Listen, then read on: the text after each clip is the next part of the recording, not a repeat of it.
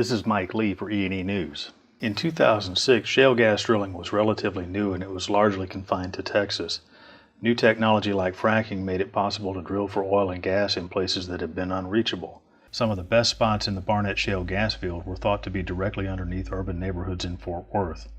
By that April, more than 500 wells had been drilled inside the city limits and the industry was getting closer to populated areas.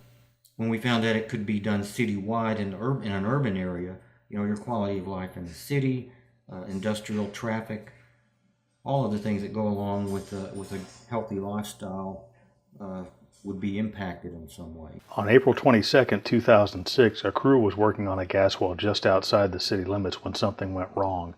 A blast of high-pressure gas threw one of the workers 20 feet, killing him. The blowout spewed gas for hours and fire departments evacuated hundreds of surrounding homes.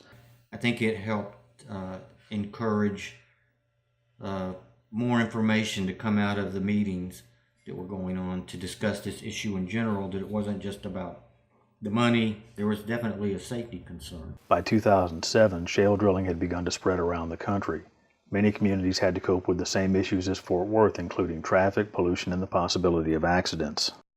As fracking expanded up, to newer and bigger shale fields, I'm thinking of Pennsylvania, New York, West Virginia, places like that.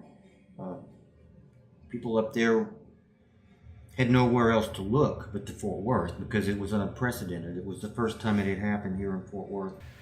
So they looked to us for information, and they didn't like what they saw. Blowouts like the one in Fort Worth are rare, but they underscore the problems that communities have to cope with when drilling moves into populated areas. Just last year, an oil field accident in Firestone, Colorado destroyed a home and killed 2 people. The protests sounded a lot like the ones that happened in Fort Worth 12 years ago when public outcry forced the city council to change its drilling ordinance. You have created a Frankenstein monster for neighborhoods in this city, and you are clueless on how to control it.